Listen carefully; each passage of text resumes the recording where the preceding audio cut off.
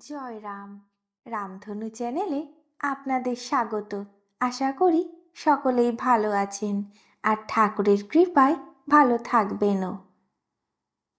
ঠাকুরের কথা শুনতে আপনাদের কেমন লাগছে অবশ্যই জানাবেন, আর ভালো লাগলে একটি লাইক, শেয়ার, সাবস্ক্রাইব করে পাশে থাকবেন। আপনাদের সহযোগিতা আমাদের আগামী দিনে এগিয়ে যেতে সাহায্য করবে। শ্রী শ্রী ঠাকুরের চরণে শতকোটি প্রণাম। ঠাকুর সকলের মঙ্গল করুন, সকলের চৈতন্য দিক। জয় গুরু, জয় রাম, জয় গোবিন্দ। গুরু কৃপা হি কেবলম। ঠাকুরের নাম নিয়ে আজকের কথা শুরু করছি। আশা করি আপনাদের ভালোই লাগবে।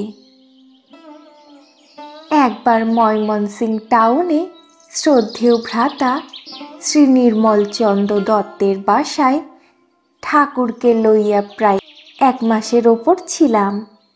সর্বদাই ঠাকুরের কাছেই থাকিতে হয়। ঠাকুরের বিনা অনুমতিতে কোথাও যাইবার উপায় নাই। নানা দিক হইতে ভক্তরা আসিয়া নাম গ্রহণ করিতেছেন। এই সময় নেত্রকোনার একজন হোমিওপ্যাথিক ডাক্তার আসিয়া নাম গ্রহণ করেন। ডাক্তারবাবু সেদিন আর নেত্রকোনায় ফেরেন নাই, নির্মলবাবুর বাড়িতেই ছিলেন। ওই দিন রাত্রিতে হঠাৎ ঠাকুরের পায়ে বাতের বেদনা আরম্ভ হয়। যন্ত্রণায় অস্থির হইয়া চিৎকার করিতেছেন। বাতের তেল মালিশ করা হইতেছে, কিন্তু যন্ত্রণার কোনো উপশম নাই। কি করিয়া ঠাকুরের এই যন্ত্রণা কমিবে তাহা স্থির করিতে পারিতেছি না। সবাই উদ্বিগ্ন চিত্তে ঠাকুরকে ঘিরিয়া বসিয়া আছি। এমন সময় ওই হোমিওপ্যাথিক চিকিৎসক আমাকে ডাকিয়া বলিলেন, যেসব লক্ষণ ঠাকুরের দেখিতেছি তাহাতে আমার 1 ফোঁটা ঔষধ দিতে ইচ্ছা হইতেছে।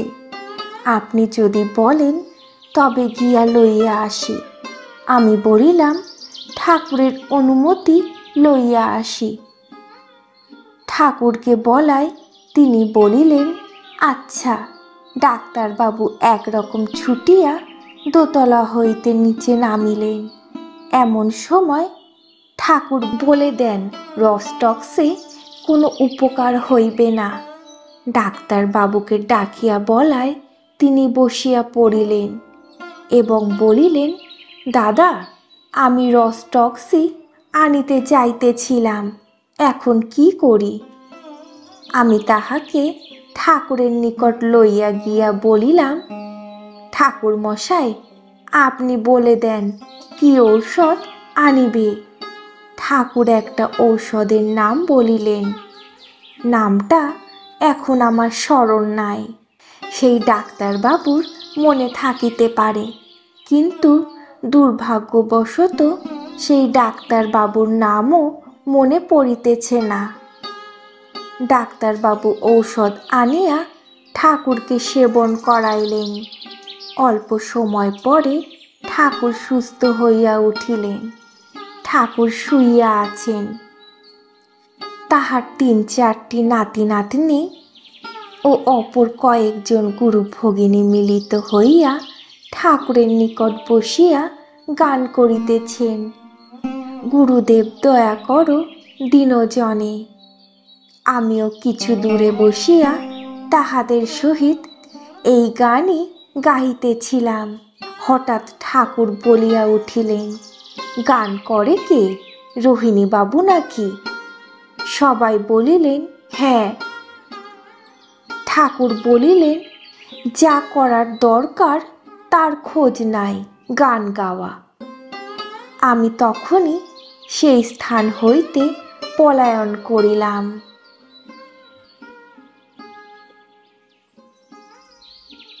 আজকে তাহলে এই পর্যন্তই থাক।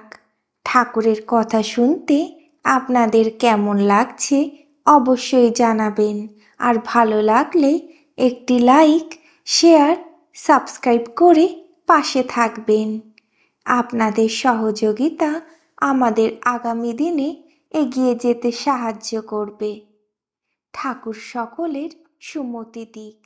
জয় রাম।